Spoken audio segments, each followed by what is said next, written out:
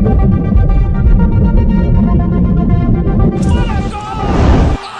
everyone, Mr. Devil here, Kenny Danico, 3-time Stanley Cup champion of the New Jersey Devils, and you're listening to the Uncle Puckers New Jersey Devils podcast. Let's go Devils! Hello everybody, and welcome to the Uncle Puckers, and a happy 2026 to all. I am Chris with Tim and Tony Zamboni. Happy New Year, boys! Hi, Happy New Year. Everybody have a wonderful start to 2026. Sure. I mean, it hasn't really. I mean, I don't know. We're like halfway through a day. So, like, I don't know. Well, I got a fun story to share. So my car is a piece of crap, right? And I have been putting off. Now with the new job, I need to get a new car, or at least another car. Doesn't have to be something brandy new, but I need a good car. But I had figured I had about 2 months before I had to really start shopping. But remember when my car got flooded out back in the summer, and that whole thing, and then but I got it running again and everything. But the hood, for some reason, the latch broke on the hood, so I was putting the hood down with zip ties, right? So today I had to run over to the island to pick something up, and I'm driving back, and I'm on the bridge, and all of a sudden the zip tie breaks about 60 on top of a bridge. The hood flies fucking up. My windshield shatters into a gazillion pieces, and I'm now 60 miles an hour on a bridge trying to see through, because the windshield, the hood didn't go down. It's still up. I got the fucking hood up. I got a shattered windshield, and so I managed to get the car back home. And this weekend, guess what I'm going out to do? Get a new car. What are you looking at? Anything that is good on gas, and preferably around $13,000 or less. So I don't want a brandy new car. So you owe Mike Ruff money. He's coming. He's his. Sorry, I will say this: that thumbnail that I sent you, the balls Ted Lasso thing. Mike was that you, Mike? Mike made that for us. Yes. Thank you, Mike. Yes. He's our unpaid artist intern. So that was my fun morning. Last night I watched the finale of Stranger Things, and then pretty much went to bed. Can you even buy a car for $13,000 these days? Yeah. Actually, does it have like wheels? I saw a Hyundai Kona. It's a 2021 or 2020 Hyundai. No, it's a 22 Hyundai Kona with I think it had about 60,000 miles on it for $13,500. So that's kind of in the market, a small little Hyundai, just something good on gas, a little Civic. Yeah, that's all. I don't need anything fancy. Remember back in the 80s, you get a car for $500? I mean, that was bro. Tony, do you remember? Period, my first car was $500. What cars do you remember me having, Tone? I remember a white car for some reason, actually. That was Teresa's. Okay. You're thinking of that little white Ford Escort. Yeah. That was Teresa's. That wasn't mine. But one of the cars I owned was, I think you were already in Florida, was a 1982 Datsun B210. I drove this thing. I paid $250 for it. I drove it for years. If you slammed the driver's side door while the car was running, it would completely stall out. Adam Sandler wrote a song about this. the hood was had to be screwed in, which so I used to keep a little screwdriver or a drill in case I had to open it. The ignition got all messed up, and Dan and I went to like 3 different junkyards to get a new ignition switch for it, and we couldn't find one. So he actually put in. I had in that car, the first ever push start, I think, that existed. He had set up a toggle switch, and you turn on the toggle and all the interior lights go on. Then you step on the clutch and press the button, and it started up. Flintstone theme starts in the background. Essentially, $250, and the thing lasted me like Chris's 4 years. Little feet just going underneath just to get the thing going down there. Oh, stopping sucked, man. I used to dig up the bottom of my shoes. Oh, it was the worst. I just went through so many pairs of shoes getting that thing to stop. But at least 2025 didn't end on a terrible note for our heroes in black and red. I have to say, boys. Hey, they won a game, and that's a plus. Not happy about it. Don't be a zip tie mechanic. You're right, Husky. Unfortunately, you sound like my wife now. I've been telling you to fix the fucking hood for how long? Well, Chris, I was waiting before until. we talk, Yeah. Go ahead, man. No, Finish. Sorry about that. Go ahead. I didn't mean to interrupt you. I was gonna say, man, do you guys now? Remember when we're young, we're going out for New Year's or work. A lot of times in the restaurant industry, you're always stuck at work. But now, man, like we stayed home last night. We went in the street, shot off fireworks, and everybody does at midnight, whatever. Like old people went inside with our kids. But man, I thought to myself at like midnight, I was like, I'm so glad I'm not fucking out right now. I'm not 100%. A fan of New Year's, dude. I'm not a fan of New Year's. Like there was Chris knows when I was a kid. Like long story short, but I moved to West Virginia for a few years. Right, my dad took us up there. Chris, you remember that time period?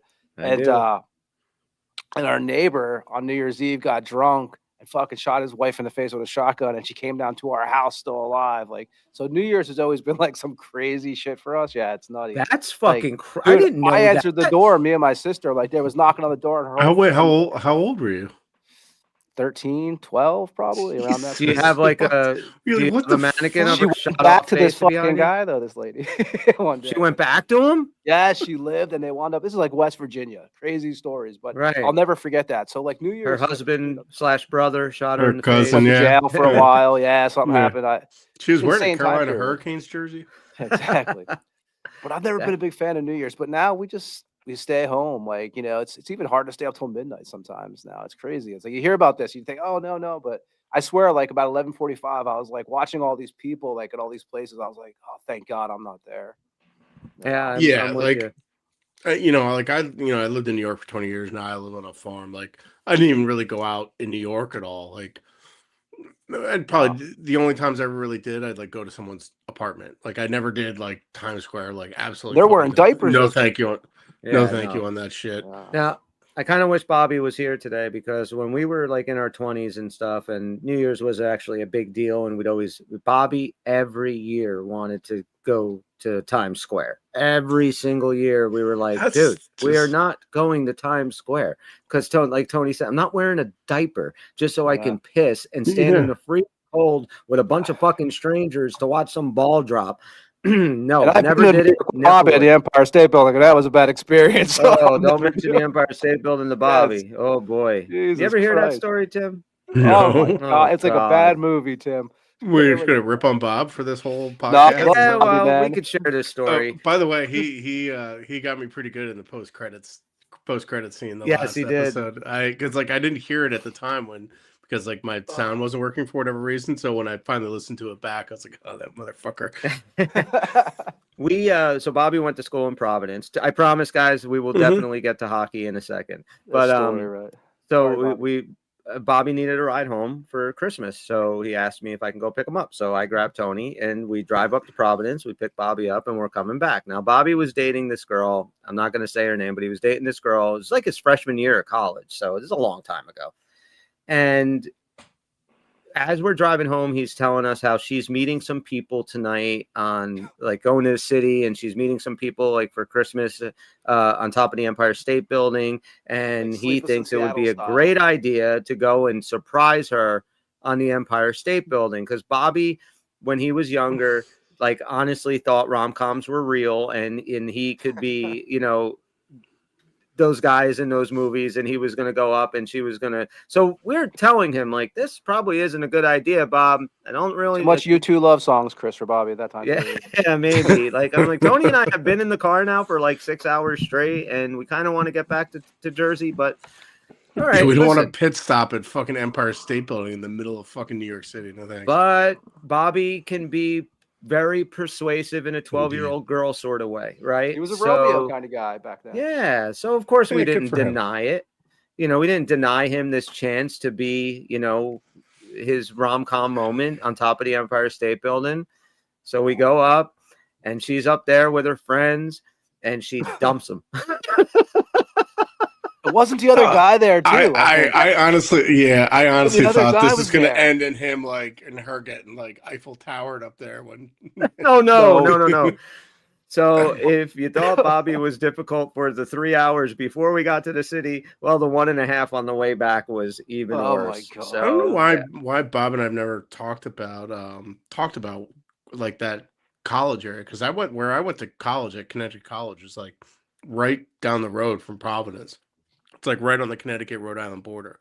So you like Okay. drive. So like where that nuclear sub is in New London, Connecticut. Yeah, because we had a bunch of friends that went to URI, which is much closer to Connecticut than Providence. Yeah. So like that was, like right over the border was there. But he, in Providence. But I mean, he got over her and ended up with this That ride sweetheart home, that he though, dated man. through college. She was awesome. So No, it all worked out. It No worked more- out. It worked No more out. Empire State Building. Wrong Bobby time was to always rob. focused, even as young man. He like always had a kind of a goal thing going on, Like, Bobby Chris, we were is working a at the very pizza organized, planned man. Yeah. He really Yeah. is.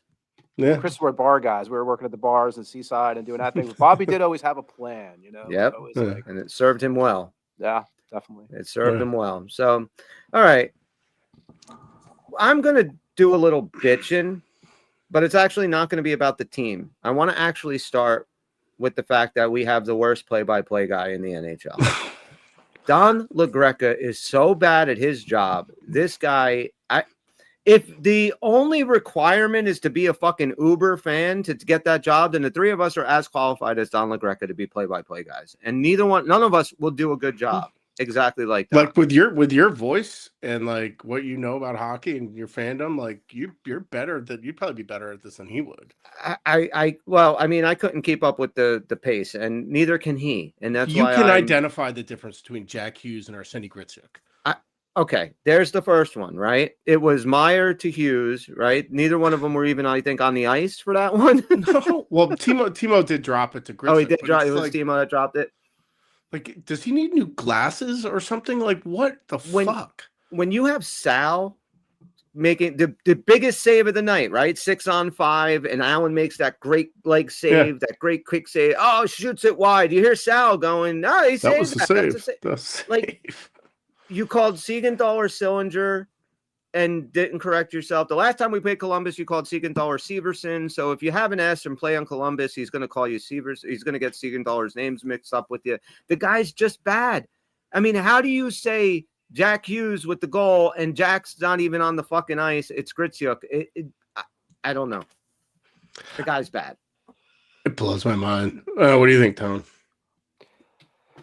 I don't know. I mean, I don't hate him. I haven't really thought too much about it because the games have been so disappointing. Like, I haven't really That's a good point. Like, it's been kind of like a long. I mean, it actually feels like, and you guys know my other sport, my football. It's been a long year of sports for me. Like, every game feels like. Hey, you're gonna get a number one. You're gonna first overall pick, right? You're gonna get the first overall pick. Hey, but we'll screw it up. But with the Devils, it's like the other night when I'm watching these games at 2.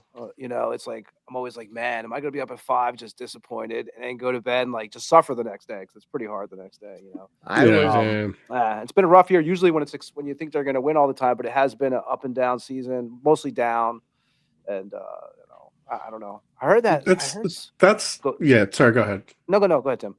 I was just gonna layer on that and just like, and that's it for me. It's just like, if the Devils were fine and actually like playing up to what they should be, then like I could look past it. Like we kind of did early in the season. We're like, oh, it's this cute little grandpa quirk. Now it just makes it so much more fucking annoying. Yeah. And it's just like, can you?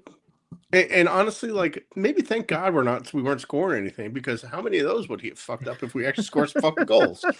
So what's funny, Tim, is on this show, like, I know from years back, even like, and nothing. I mean, like I said, I'm whatever, but I liked Cangelosi, actually. I like David. I actually like those high. I like that with those dudes. I know not like Cangelosi. Yeah, I know on this show you and Dan, I don't think did. We hated him. I wasn't really a Kanji guy. I really liked Bill. Like I liked Bill.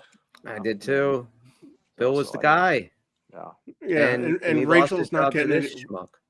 Like, Rachel's not getting any better. Like, she still stumbles over her words. Like, I loved Erica, man. We have. I know. Really yeah, Erica was fucking great. Like, it just. Yep. And I don't really care all that much, and I think it's kind of more funnier to make fun of them and just be like, Jesus Christ, buddy. But like, it just makes it like, it makes it hard to watch this team, harder than it already is, and it's just frustrating that like we can't have a single fucking good thing going on about this team, and nothing at once. And to just kind of put a bow on this, I honestly think that Danico can't stand him. Like there is no chemistry between these guys. Like it just there's none there. The conversation is always between Sal and Danico that I like. You know, they got their little thing back and forth. They talk. They both defensemen. They played a long time in the league, and they seem to kind of exclude Don from the conversation sometimes, or they're very short with him. And I don't think that I don't think that Danico likes him very much. I picked up on that a little bit too.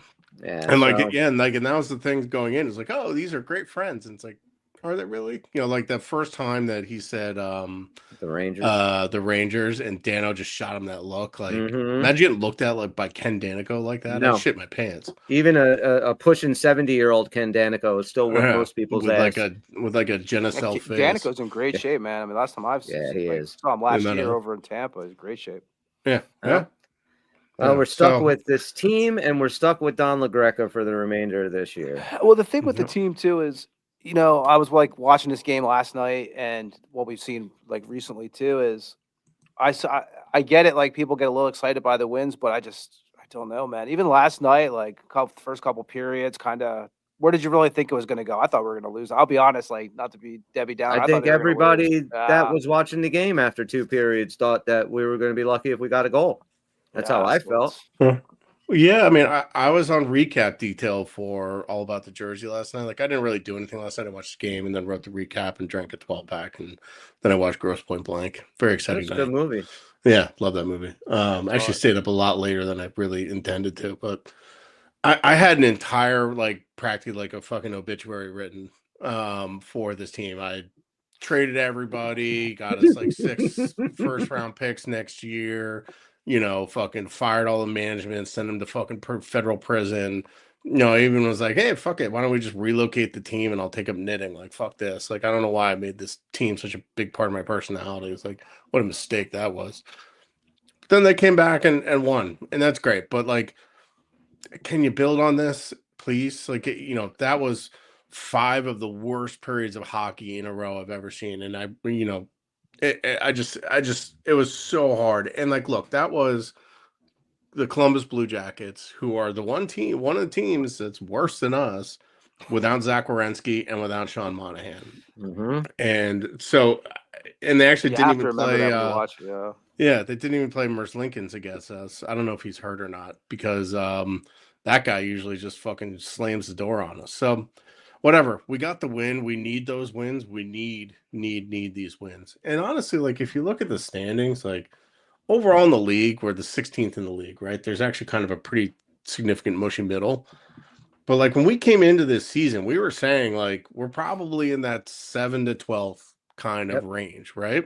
Like that was kind of our expectation. Hopefully we'd be a little bit ahead of that. Could at the beginning of the season, you could have made a top 10 argument. Yeah. We're 3 points out of 9th. So like we're not that far off from where we kind of thought we'd be, maybe on the lower end of where we thought we'd be, but we are. That's where we are. There's still opportunity for this team to go on a run and win games. I don't think they're going to, not with the way they're playing, not with the way they can't fucking score, not with the way with our dipshit GM, wherever the fuck he is. So that's I don't know. It's just I heard something today, or actually read it, is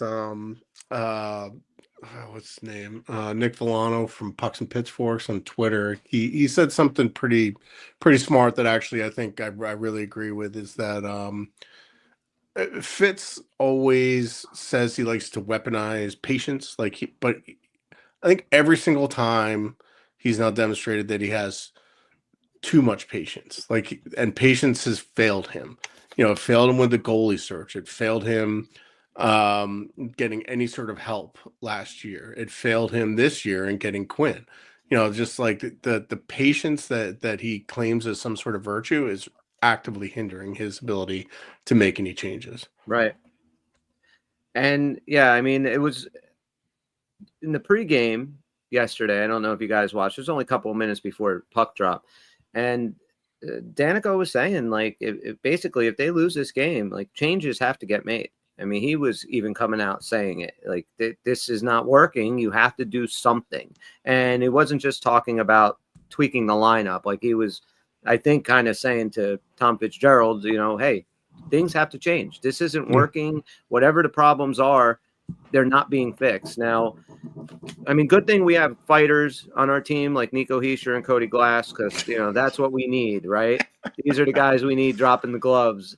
And I mean, I'm not going to look a gift horse in the mouth. And last night was great that they came back, and hopefully they can build on this.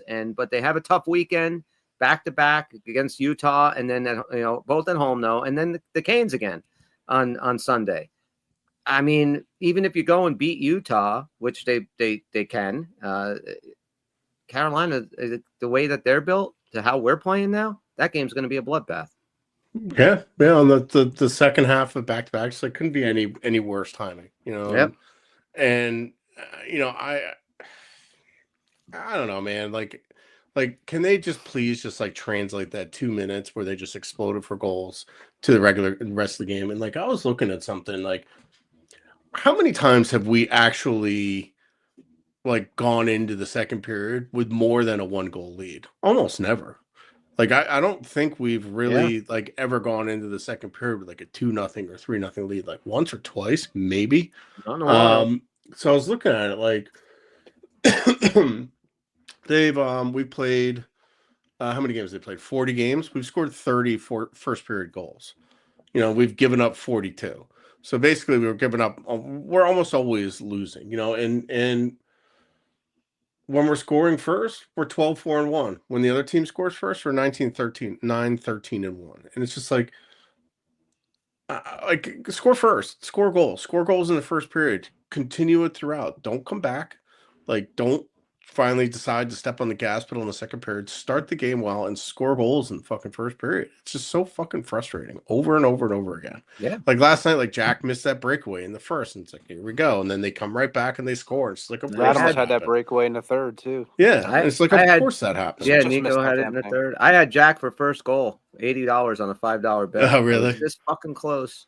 I'm not even gambling because I'm so fucking disappointed in this team. It's like they've taken the joy out of watching this. Ugh. I put $5 on Jack to score first, and then I did $5 for anytime goal scorer for Nico Heischer, Arseny Gritsyuk, and Kirill Marchenko. So thank you, Kirill, for fucking me over. I was like, I'm okay with winning this thing 4-3 if Kirill gets one and we get another one. Okay, as long as we win. But yeah, you're right. And you know, like you said, it doesn't get any easier, right? The Mammoth, we know that they have the potential to score a lot of goals. They're a fast team. And then you have 3 divisional games in a row. You got Carolina, the Islanders, and the Pittsburgh. And I think all 3 of them are ahead of us. I know that the Islanders and the Canes are. I think the Penguins are too. But I don't think they are anymore. I think the Penguins are a point behind us. Okay. I mean, they have a couple games in hand, so they have a better points percentage. This could really be a get right stretch, but I don't really have too much faith in this team. I mean, I'm expecting tomorrow for them or Saturday rather, to go back to their old ways and shit the bed against Utah. Like like we talked about it a million times, consistency. Yeah, how many times have we said this? We're like, oh, maybe this will be the moment where they dig themselves out of this, and then they just don't. You know, we went 2 years without being able to win 4 games in a row. Like, it was a fucking joke. Like, what a joke. This team's a joke. But yeah, you know, like when Connor Brown supposedly gave some speech in between the second and third period, and it's like, you know, this is the 3rd time in 2 weeks that someone's had to talk, or you know that, and it's a different person every time. It was Jack, and it was Connor Brown, and then it was I forget who it was. It was someone else, or we had the whole team meeting where we aired our grievances. It's like, that shouldn't have to happen. And if that is getting out in the public domain, like we rarely hear stuff about what actually happens in the room and like what gets said in the room. Right. But for that to get out publicly over and over and over again, it's a little weird. Well, what I do know is that Tom Fitzgerald now I don't think there's a GM with a hotter seat than him. That he has to do something if he honestly believes that this team with some tweaks can make a push. But when you watch, what game was it that the Toronto game? Nico Heischer dropping the gloves, right? With a big boy.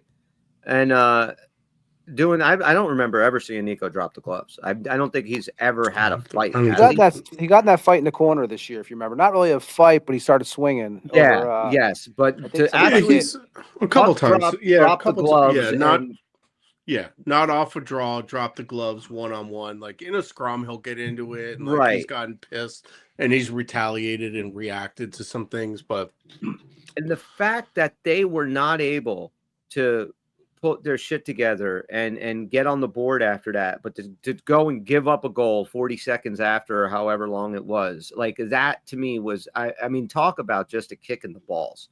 I mean, your captain is out there doing shit that he should not be doing, that he shouldn't have to do, and your reaction to that was allowing a goal 40 allowing a seconds. goal. But I blame that on Fitz a lot of that, because you're right. I think our team's soft. I say that, like, and I don't mean soft. like if I was, but it's not even their fault that they're like that. This is the way some of these guys are to play their game. The problem is our GM hasn't brought the guys in to pick up that part of the game, and I blame that more than, we shouldn't have, Nico shouldn't have to do that 100%. Jack should never have to do that, No, half Jack of these avoids guys should have contact to. at all Yeah. costs. Don't worry about Which is it. okay. That's the way it should be. But they have to get people, that they have to get the guys that can do that, so it doesn't have to rely on these guys. And the problem, like I said, it falls down to Fitz, because if he gave the team these tools, we would never, these people will be held accountable. It's easy to knock around some of our guys because you're not going to have to answer to anybody pretty much. But Dylan shouldn't have to take that whole job by himself, Well, No, guys, like and if it's on a face-off, like Dylan's playing defense. We don't really have a forward that will do that. Like Nason's probably a light middleweight. Cotter, not really sure what you do around here, pal. not much. And it's just like, What about Zach McEwen? Where's he? Oh, Is I he know he's dead? not. I don't know where he is. He's missing Like, is in he action okay? right now. Like, did he have to do like, did ice get him or something? I don't know. Like, and here's my thing, and I've been thinking about this a lot actually. It's like you notice like that they just announced Team Canada, right? Mm-hmm. For the Olympics. We don't have anybody that's even remotely close to being on that team. The only person that probably was even in the conversation at one point might have been Jake Allen. Like Dougie probably would have been like 10th on the right D depth chart. Like we don't have any like big, ugly, mean Western Canadian guys that will just fucking all they care about is their farm and kicking the shit out of guys on the other team. Right. And fucking laying the body. We also don't have any Russians like that. We don't have any Finns like that. You look at the construction of a lot of winning teams, and there's a phrase called win with Finns, like Barkov in Florida. But like, Kucherov in Tampa. And it's just like, we don't have any of those guys from those places that like are grow up kind of mean and on farms. We have these kind of soft Euros that are our core and are kind of rich Americans, unfortunately. We don't have any Americans that are from like Southie and Boston, which is surprising because Fitz loves his fucking Boston guys. But no, you're right. We don't have anybody that plays that hard-nosed style. I mean, I don't know who on this team, like we have other than Timo, but he doesn't play that way a lot. No, but if you add don't get me two started guys on like Timo. that, if you add two guys like that with Timu and Dylan, you have four guys with there who can get nasty. Nason can get nasty too, but it won't be relying on them. They'll just be parts of it. Be able to like right now, it's pretty much like you got like two dudes and everybody else getting tossed around. I mean, it's and like Cody Glass looks like he kind of a soft boy. Like there's a video of him playing with like little bunnies, but he's kind of a big kid. He's 6'3", 200, and he held his own against Voronkov too. I mean, yeah, he held his own against Voronkov last night, who's kind of a mean fucking Russian, like guy that I would love to have, but like he's not a fighter. No. He has concussion issues, so he's got to protect his head. It's just like more, but there's a line between getting like McDermott, who can't skate for shit and was one of the worst hockey players I've ever seen, and a guy like McEwen, who can fight and is a little bit mean, but can also fucking play hockey. And it's just like those top of the lineup, like mean guys like Tom Wilson, Brady Tkachuk, God. Matthew Tkachuk. They are such a rare breed. You know, like, and we just missed our window on any single one of those guys, and it's frustrating. Well, Fitz also built the team this way. I mean, this is how he built it, and he thought Timo was going to be the guy. He was going to be that missing piece. And when he came in, and look, I like Timo Meyer, but there's nobody on this team right now that I'm completely in love with, that I'd be fine with, not fine with getting rid of. Like, I'm fine with any one of these guys that can make this team better.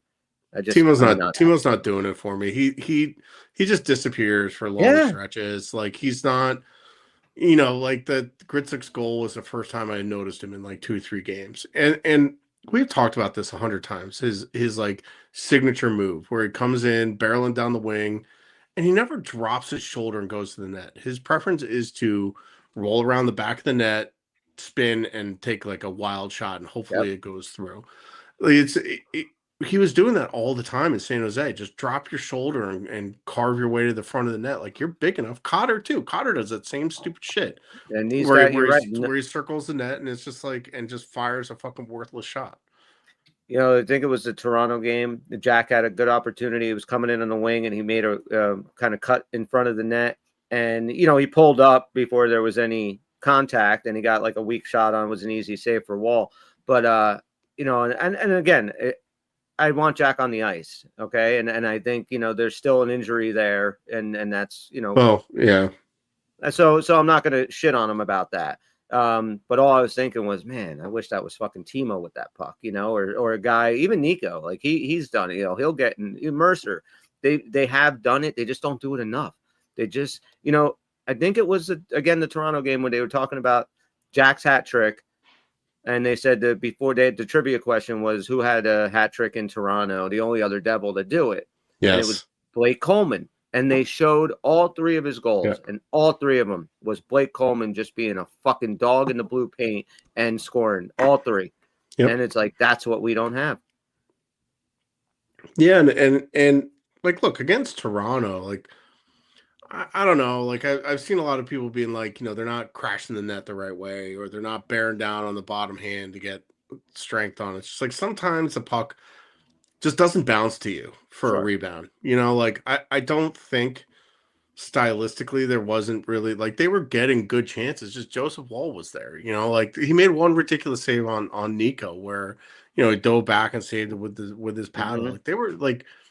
They were getting good chances. They were sitting right on the doorstep. It just wasn't going in. And there is something about finishing instinct and just being able to kind of be in the right place, like, and time that route to kind of catch a rebound, but it just wasn't bouncing to them. So I don't know. It's frustrating. We're now minus 12 goals versus our expected goals, which is kind of the same pattern we were seeing last year. It's just can't score. Sucks. Well, let me ask you guys a question. If they don't turn this thing around, and I mean, and I'm saying they've got to, at least the next 3 out of 4, you got to win these things. But if they don't turn it around, do you think there will be any changes made as far as management goes? No. I kind of agree with you. I don't think in season they would.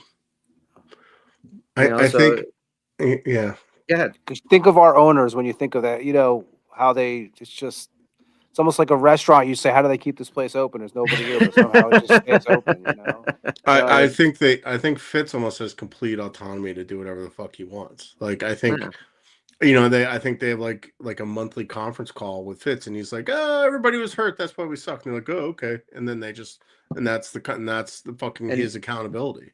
And that's why I think he's on a super hot seat, because I believe that was kind of the bullshit he was running with. No, we're good, right? We just got our 3 big bodies back, and Grits and Timo and Jack, and we're going to be fine. And then, they lose whatever 4 in a row. That's why I think he's absolutely on thin ice when it comes to, you now have no excuses.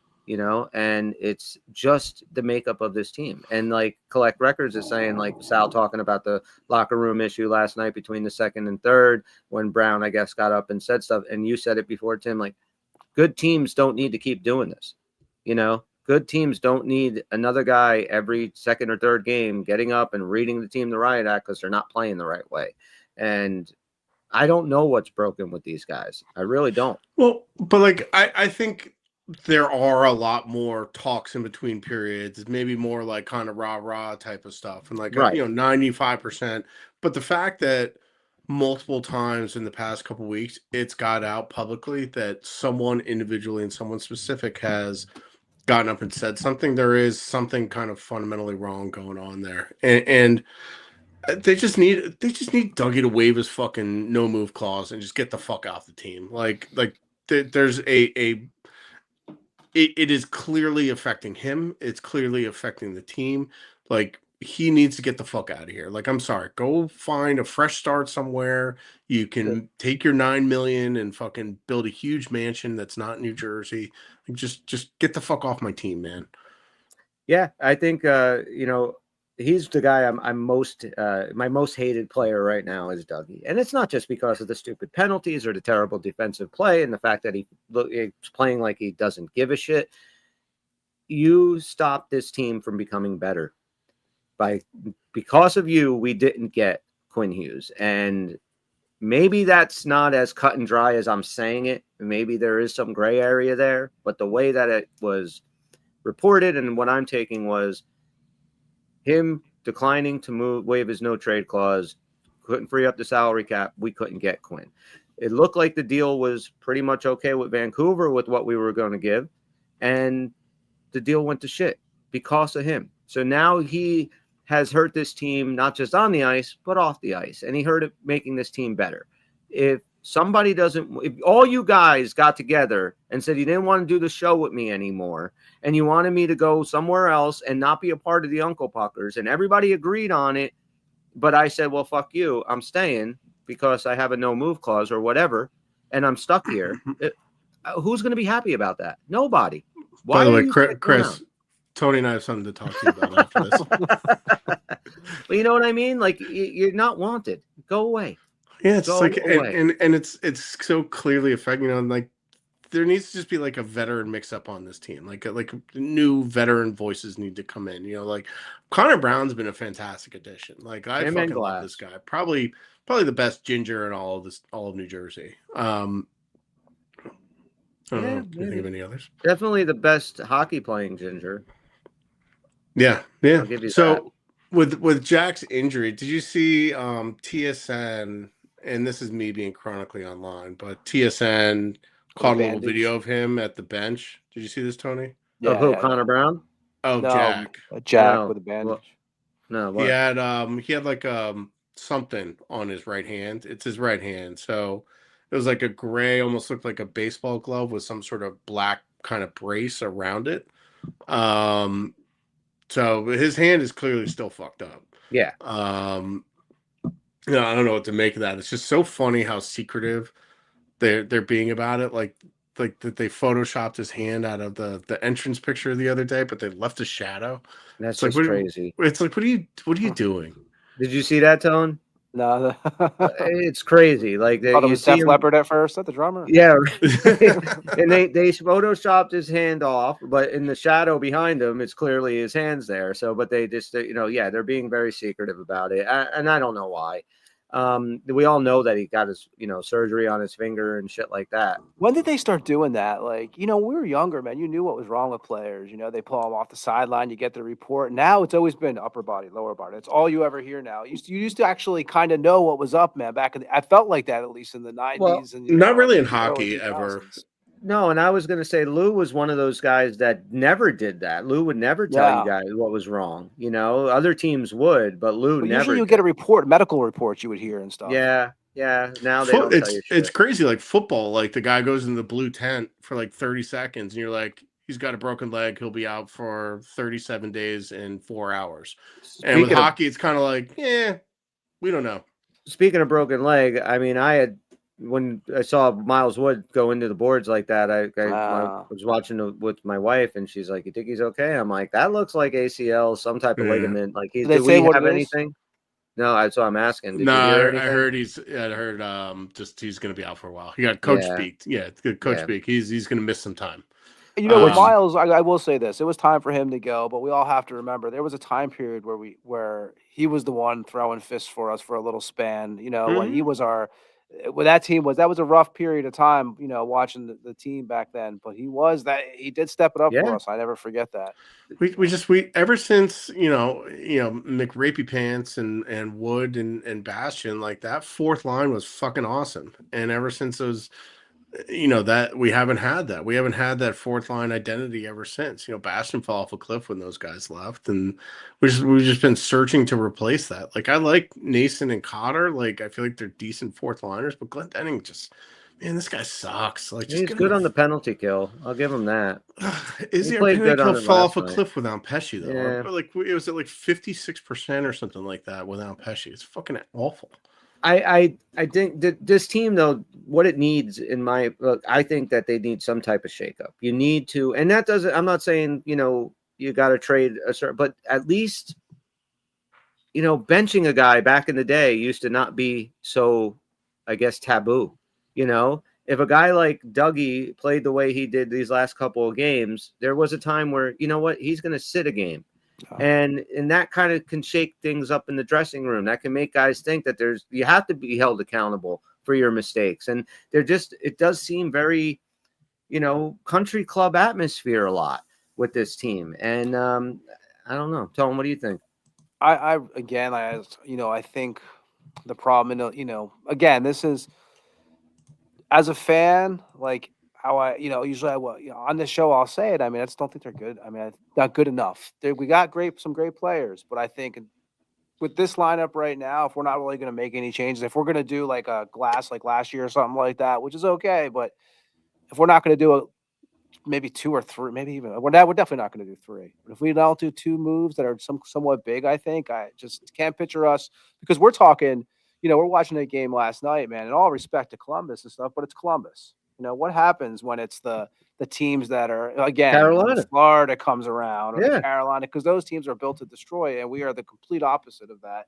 And I don't even blame all of our, again, from what I said a couple minutes ago, if we had 1 or 2 of these pieces to go along with Dylan and stuff like that, I believe that some of the other players can concentrate more on hopefully getting their job done than, just Yeah. us getting smacked around. And I hate what drives me crazy is because, back in the 90s, 2000s, front of the net, man, if one of your guys got whacked, it was nasty there. Sometimes I just feel like we're just standing there getting smacked in the face and then skating back. We have gotten better at that though. We were a lot worse. We a had to couple last years game, I will ago. say. Yeah, you saw it. But the last couple of years though, like 2 years ago, they think it was the year we didn't make the playoffs. Like they were the softest freaking team pussies. in the NHL. Everybody had the book on them, right? Just play them a little physical, and they crumble like blue cheese. And Florida we did took it. advantage of that shit. Remember they covered us.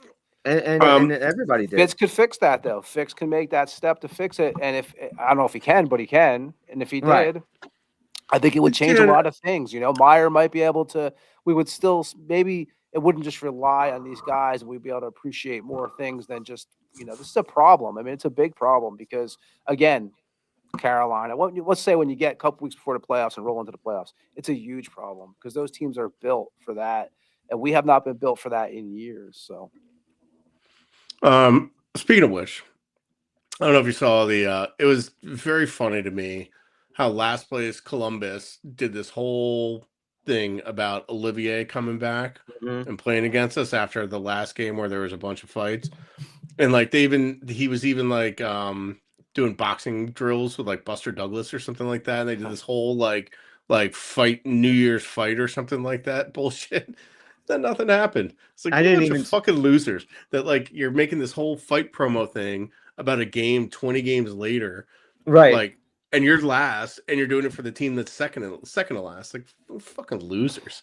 But you guys remember though, back when we were growing up, man, like you always knew. Like I remember, if the Devils were playing somebody, say if it was Ottawa or whoever you had, Peluso, you knew there was going to be. That's what their job. They pretty much went to those games. And I actually heard interviews like about this too.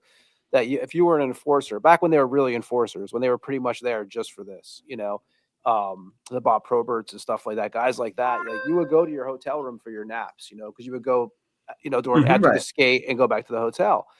And a lot of those fighters would say, "This is all that's on your mind the whole day, all Yeah. afternoon. I have to fight this guy tonight." As much as they're tough, as much as they're badasses, they said it's a mental thing, and that's what that mentality is kind of gone. Where I think you always knew, like, okay, Domi's going to fight Danico, or you always knew it was going to happen. Just these guys are in the same building, and they would you would hear it in the pregame when they would do the lineups. They'd be like, "Oh, you have him here." They were there for one reason, for each other. Yep. And back in those devil teams, we had a lot of guys that could drop the gloves. I mean, you had Scott Stevens, Ken Danico, Randy McKay, Mike Peluso, a guy who didn't fight a lot, but he hit like a fucking freight train, and Bobby Holik. And you had a Grant lot Marshall. of Grant Marshall was another even one. Arnott was a big fuck. They all had nastiness to them, natural, and they had nastiness. I mean, guys like Langenbrunner even had nastiness. I mean, they would play that tough physical style and get in front of the net, and they'd wear teams down. And then you had to contend with the defense and Brodeur, and then they had the nice set of skill, especially when like Gomez got on the team and stuff, and you actually had like Sakura and Elias and Gomez, the guys that can actually put the puck in the net, but they were built the right way. And you got even Elias had like a hardness to his game where because like you couldn't really go even our goalies, Corey Schwab, Corey Schwab, Soderstrom. Yeah, Sunday. It was a Sunday afternoon game. I remember that. Yeah, it's like there's I wrote this in that blog that Chris probably is the only one that read. It's a website called All About the Jersey, Tony. It's on the worldwide internet. The World Wide Web, www. Internet. There just doesn't seem to be an appetite on this team to take that extra step and to stiffen up their game a little bit. Like I'm a big Luke advocate, but like he just has this floppy body language in the D zone that it just is so fucking frustrating to watch. Like it happened in the Columbus goal where, failed clear by him, where he just threw it up the boards. The point man stopped it, got the point shot. Luke was puck watching, and Marchment got the rebound. It's just like Luke should be with Marchment right on his fucking ass and taking him off the puck so he can't even get it. But it's just like they're just puck watching. But it's like that isn't 100% on Luke, because it's like where's Mercer? Like Mercer, when Luke has the puck, Mercer's just staring at Luke, just standing there. And it's like you need to pop out to the boards to be an outlet pass, because that's why Luke has to throw it up to fucking no one. His options are ice it, do what he did, bury it back behind the net, and live to fight another day, or just eat it on the boards. And like there's no outlet for him to pass it to, and it's just so fucking frustrating. What about that pass from? I got to say they didn't get a goal on it, man. But that pass from Allen, I think it was the third period when he passed it up to Brad. I think it was the breakaway that Brad almost scored on. It's a hell of a pass by Allen though up the ice. I mean, Jake Allen again. Like there's some games, but he's the guy has really. Both of our goalies. When we first got him, I was like, you never knew the contribution that he was really going to have for this team. For that, you thought it was maybe a 1-year thing, but he really, I mean, he's played fantastic this year, and stay with us. He's a champ. With the weekend coming up, it's going to be kind of interesting who's going to get the start against Carolina. They're going straight up back and forth right now, and it's working since December 1st. I actually intentionally wrote this down because I thought it was kind of important to bring up, and it's part of like not everything on our team working at once. Finally, our goaltending has stabilized, and actually over the last 7 games, Markstrom has a .930 save percentage. Allen is a .931. That's fantastic. Since December 1st, Markstrom is .900 and Allen is .912. Like that's winning goaltending. Like that's something our to build off of. Yeah, and it's just like our goaltending's been good. Like who do you guys feel better? Very good. Who do you guys feel better in that? Always with Allen. I always feel more comfortable with Allen. And that could change like last night, like something's a little different about Markstrom. One of his biggest issues is that he would overslide and overcommit. So you'd see him like half his body and like one of his legs would be entirely outside of the goal. I feel like he's reined that in a lot more over his last couple of starts, where he's been a lot more compact, a lot less. Like he just be in there, just being like, I hope it hits fish out of water. And I feel like he's been a lot calmer and a lot more compact. He still challenges guys, like like kind of an old school goalie. But I did notice last night that Allen was getting a little over committee, where he was kind of falling outside the net a little bit. But I still will always trust Allen better. The one thing I like that Allen does a lot better is plays the puck. Yeah, he does play the puck better, and the team seems to play a little bit better in front of him. So, I mean, but I think part of that was because of the struggles that Markstrom was having early in the year. He does seem a lot. I mean, he's played a lot better. So, yeah, goaltending seems to now kind of be on track. They've got to just fix the other issues, score some fucking goals, play connected, consistent hockey for 60 minutes. They haven't played a 60-minute game, and I can't remember. So one thing, like it was a couple of days ago where they had that skills practice that was kind of embarrassing. They had like shooter tutors and shit out on the ice. Um, but Keefe did say something that was kind of insightful and interesting. It's like, with how compact the schedule's been, if you're a guy that plays third, fourth line, even first, second line, like, you're shooting the puck 3 times a week, 4 times a week, maybe. Some of the other guys, maybe a little bit more. Some of the bigger guys are taking 4 or 5 shots a game. But like, if you're not shooting the puck that much, you kind of lose a little bit of that skill. So they were on the ice doing drills. And during the little video that they played, there was a video of Luke Hughes sitting in the slot, taking passes from the corner and shooting them short side top shelf. Okay. And lo and behold, what does he do? He gets a pass from the corner Great and shot. roofs it top shelf. So it's like we kind of were like making fun of like this practice with like the shooter tutors out and shit, but it's like It it worked. And we've said, I don't think Keefe is absolved totally of some of the issues, but like some of the spit and band-aids he's been fucking putting together, like I don't fault him at all, but the coach is always an easy scapegoat. I don't fault. I'm not ready to shit on Sheldon Keefe yet. This has been a problem I attribute to the chemistry of this team, the culture of this team, and just the guys not playing 100%. So I'm not going to put that on Keefe. Like, I wanted Lindy Ruff fired like 2 months before he was actually fired. I'm not there at all with Sheldon Keefe, but I do want to say something, because we had a horrible December, right?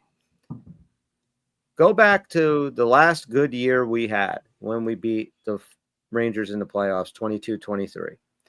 December was brutal, okay? We started off the month of December with a loss. Then we won 2 in a row. Then we lost 1, 2, 3, 4, 5, 6 in a row. Won a game, lost 2, won a game, lost a game, won a game, lost a game. And then I'm sorry, I'm past that. Where am I? I fucked up. Okay, I'm sorry. So then, so we won, we beat Florida, and then we lost to Boston back to back. That was the year Boston had the great year, and we had a horrible December. I remember that. Yeah. December 30th, we went into Pittsburgh, right around the time that we just like last night's game, and we beat them 4-2. And that was when this team kind of turned the corner and started playing much better hockey in the 23 season, getting into the playoffs, second or third best in the league, and they go and beat the Rangers. But it does have it's very similar if you look at that December and this December. And we finished that December with a win, went on a bit of a run. We finished this December with a win. Let's see what happens. That's all. We did follow that win by a loss by Carolina, which is crazy that we're playing them right after the I feel like we never played Carolina like at a good time for this team. Like we're never ever playing Carolina where we feel good about things. Like even after that Rangers playoff series, we're like, fuck, they got to go right down to Carolina like the day afterwards. And to this day, I still think that is one of the primary reasons. Like I don't necessarily think like that softness or anything really was that much of an issue in that 22-23 team.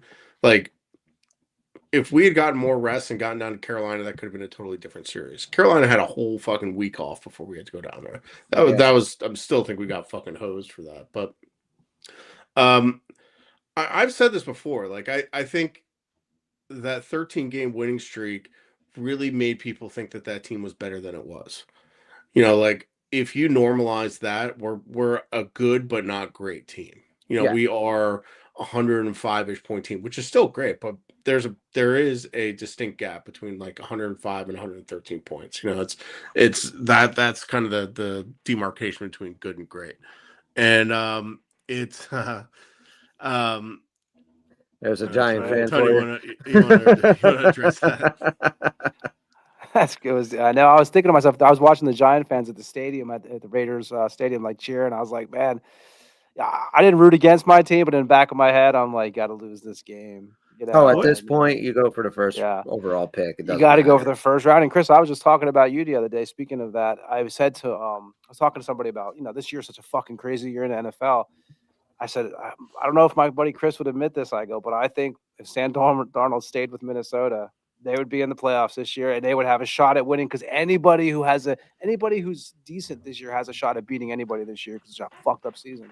There were 3 quarterbacks that the Vikings could have gone with other than J.J. McCarthy, and any one of them would have the Vikings right now as a Super Bowl contender, especially the way the defense is playing. I think Aaron Rodgers, Sam Darnold. Still, yeah, but the problem with Sam Darnold, and you'll see this once the playoffs start, he's going to fall apart.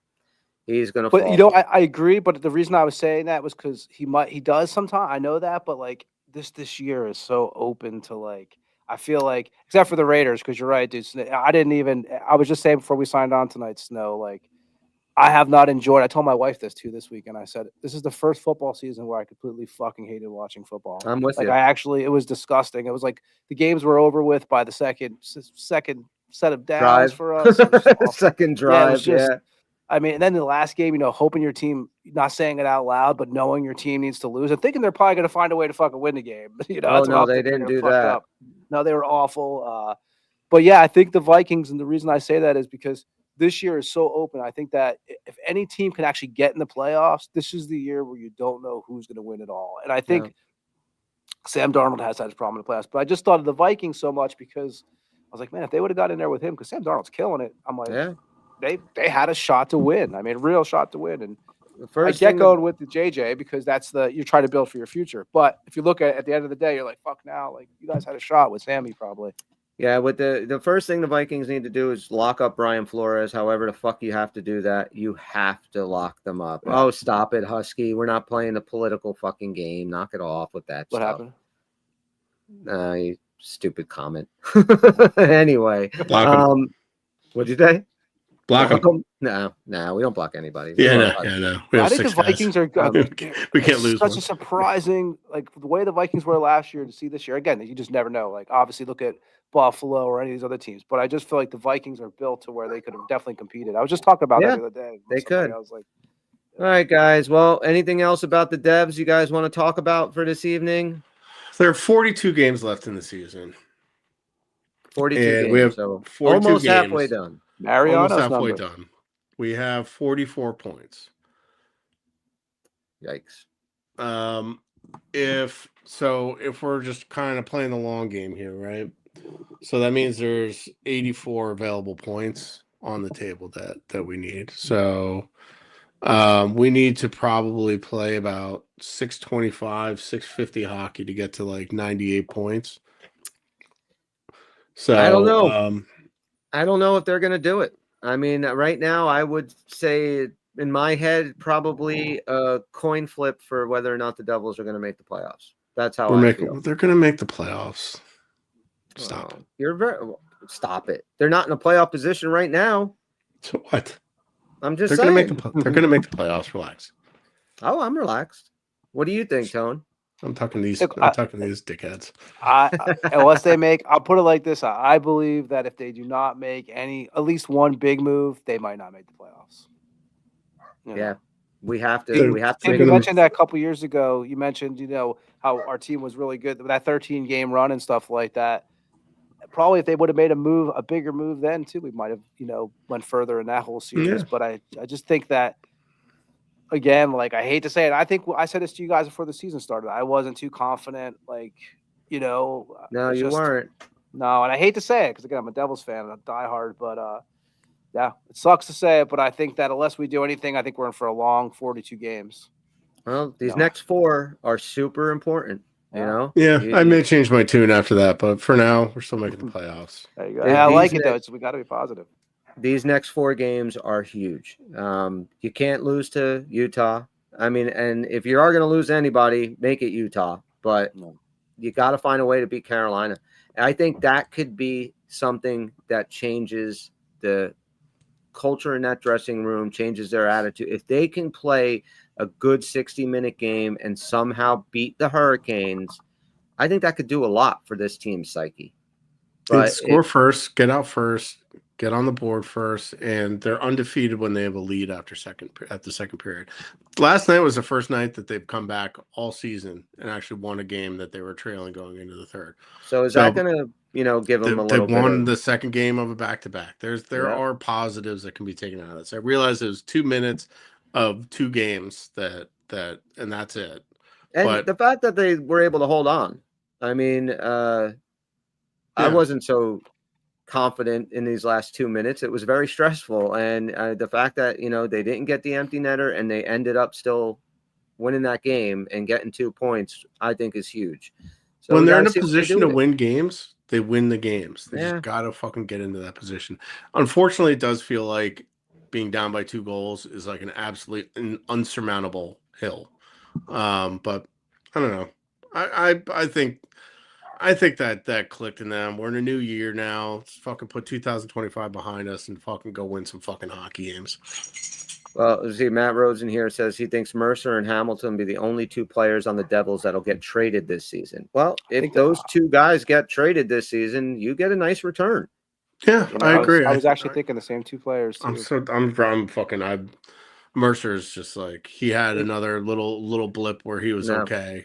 We got sold a bill of goods on this fucking guy from like a 9-game scoring bender 3 years ago, and he's got to go. He's been ass ever since. He's got to go. And you have Arseny Gritsyuk, who is a much better replacement for Dawson Mercer, in my opinion. So let's move off of Mercer. Let's just finally sit down with Dougie and say, nobody wants you here. Nobody likes you. We're going seriously start put him in the fucking press box. Yeah. I don't know why you can't do that. Well, I mean, I was looking at his ice time. Like his ice time has been pretty steady all season. So they're kind of like I don't know. Well, let's just be honest real quick. We can wrap this up after this, but you do have Nemo and Kovacevic coming back soon. What's the plan? They have to sort this shit out. Yeah, I did. So you got to do something now. now. I still maintain that I think Kovacevic is still a little ways away. Like I think Olympics after post Olympics was always going to be the timeline for him. So Jay's asking, would I trade Dawson Mercer for Blake Coleman? Fuck, I'd fucking buy Mercer's plane ticket. Mercer for Coleman? Yeah, 100%. I don't care. Like something's got to change. Like. Yeah, fucking take a swing. Like I agree. Change up the mix of players. And I mean, I would think Calgary would jump at that. Yeah, I mean, Kobe's been skating, but coming back from an ACL knee injury, I assume it's an ACL. Like, it takes a while to get back on trusting that knee and being capable. Like, I know he's been skating, but it still takes a while to get back into things. And right. I think Daniel Amoya tweeted out, he's like, Kobe looks good, so to speak, but there's a huge difference between practice and a game. So and he's another guy. And he can't play because we can't afford to fucking play him. So yeah, these guys, something has to get done on the blue line, and yeah, I'm with you. I would be fine with that. Trade Dawson Mercer, and I would think that Calgary would jump at it, at that opportunity. A younger player that in a team friendly contract, and you got him locked up. We've done a lot of deals with Calgary before. Coleman, I think, has this year and next year left. I don't know what his AV is. Hang on, I'm looking it up. So I mean, it's going to be. It's something. I think something should have been done this week. This is where I would have definitely made a move. But yeah, Coleman's 4.9 for 2 more years. So okay, it's almost an even swap with Mercer. It's almost an even swap. Why not? Yeah, Collect Records got it. Yeah, so, I mean, it's just it's something's just not right with this mix of players, and it needs to be changed. Even just if it's changed for change's sake. What do you think, Tone? I'd like to get a little bit more with Coleman. I mean, I love Coleman. I loved him with the Devils before. I just say, man, sucks. Mercer. You guys are right though. I don't ever see the big shift. I see spurts. I just don't see the constant. Yeah, he's So a it's a fine player. great, He's fine. adorable as shit. So you got to Yeah. remember. I sometimes I forget that the dude is as adorable as could be. But he's not. But he's not moving the needle at all. But he's Well, it takes big moves. durable because he doesn't Yeah. he doesn't fucking do anything. Well, I think it takes moves that hurt to get guys, and we've always learned that. So I think I hate to say it, but I'm willing to see someone I really like go to any, no matter whether it's someone big. We obviously know who's not going. There's certain players who are not. You're not going to see a Hughes go. I don't want to see him go. I don't want to see Nico go. I don't care. I know we don't even know if the guy's going to come back. That's definitely a fact. But I do love Nico. But there's certain guys that I do like that I'm willing to see go to. You got to hurt to gain. So we said Nico for Brady Tkachuk. Would you do it? Oh, I'll take Brady. I love him. Yes, I would. How could I say no to that? I'd fucking no drive way to a say rickshaw no to to Ottawa with Mercer in it if Ottawa was dumb enough to do something like that. I mean, Jesus, how do you say it? You can't even fake the no on that one. But all right, so let's this reckless speculation. This trade show will end on another reckless speculation trade. How about Mercer and Hamilton for Coleman and Kadri? Yes. Sure. Yeah. Let's do that. Let's do that. And we were clamoring for a 3C. Like, I kind of think, I really have enjoyed Glass at 3C. I think he's actually doing a fucking hell of a job, and I like him and Brown together. So now I'm like, do we need a 4C? But like Jack's not playing center right now, so I don't know. Maybe we Kadri in. I thought it was a smart move putting him with Heischer, so at least we don't have Glass taking a face off and then ducking off the ice to get Palat on or whoever else on. You know what I mean? I like that. It's age. It's the age curve with these guys. Like, it'd be just our luck to kind of bring two guys like that in that are 34 and 35, fall off the cliff. Just fall off a cliff. It's. But if you make the playoffs, guys like Coleman and Kadri are going to show up. Yes. And that's huge. You already know it. Like, we have so many, not only, all the problems that we have right now with this team and the direction it's going in. We have a lot of open-ended questions when it comes to the playoffs. Like, we haven't seen these guys ever go on a big, long run. We don't really know who are the guys that are going to show up and stuff. Like, Kadri and Coleman, those guys are going to be there. They're playoff guys.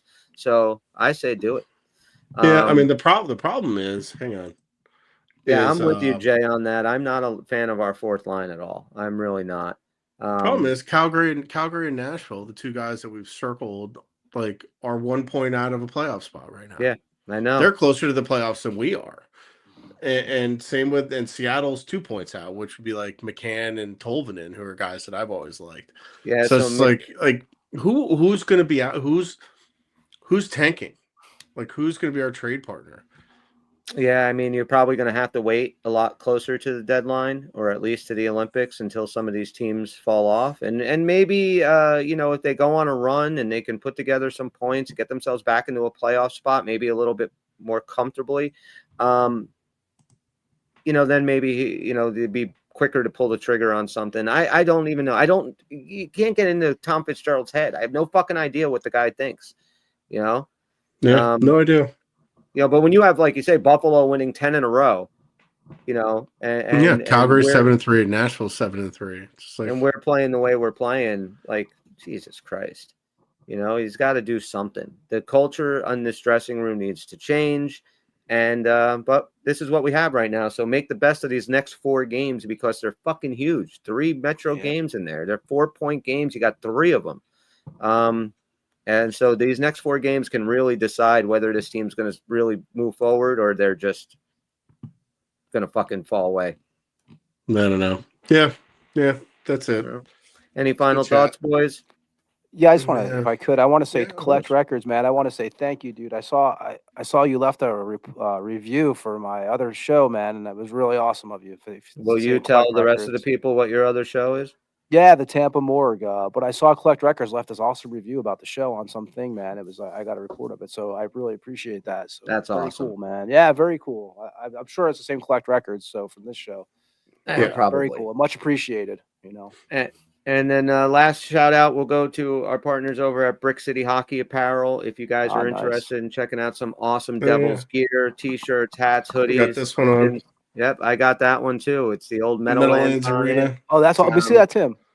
Yeah, it's try not to show you my Get tits, naked, Timmy. Show us Tim. the goods. Shake those bad boys. Oh, that's awesome. That's that. There's one I would like. That and the Chico one I thought was really cool. Yeah, I got the Chico one, this one, and the Brodor one. And I keep sending him like thoughts on t-shirt ideas. If this balls thing like takes off, like I think he needs to make a Ted Lasso. You know, he has the believe sign. He makes a believe sign that just says balls on it. I like it. It's better than no dickheads. Also, I suggested a Don LaGreca t-shirt that's those ampersand shirts. There's like something and something and something and something. Yeah. I was like, I wanted to be like slings and flings and heaves and waits for his mates and bellies down.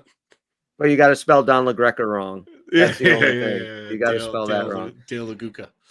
Yeah, there's something they got to make some changes, man. But this is going to be a huge weekend. This is going to be huge, and we'll see how it goes. You guys going to watch the fucking Winter Classic in Miami tomorrow? What time is that game? 7:00. I'm so curious how the hell they're going to have an outside game in Miami. Yeah, I saw them setting up the rink. I saw the. It looked like. I mean, it looks insane. I mean, you know. I hope both teams drown. Yeah, the ice melts and Adam Fox drowns. Yeah, that Bugs Bunny, the cartoon where he takes the hacksaw to cut Florida off, and yes, it's like, can we? do Yeah, that we should do that with those two teams down there. Yeah, let's do that. Just wait till after February when I'm there. Yeah. So on a more personal note, my birthday is on Sunday, so I expect all of the Brick City. 62, man. How does it feel? I'm like 15 years younger than both of you fucking dusty so fucks. all you want, 15, your ass hurts. So all you want for your birthday is Devil win over the Hurricanes.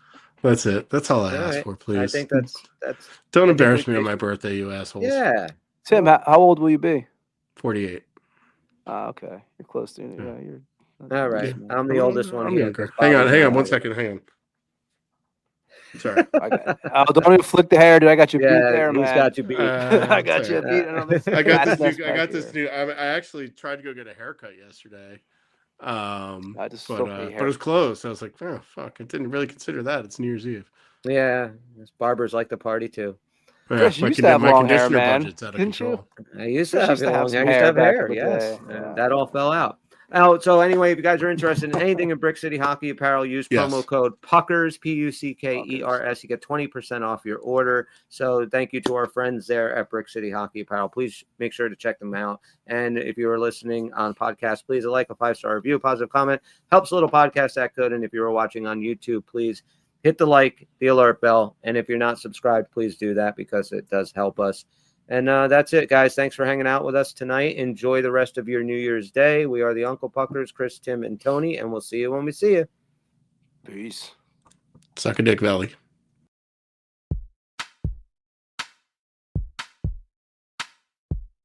It's over, Johnny. It's over. So Bob had the thing in his ass?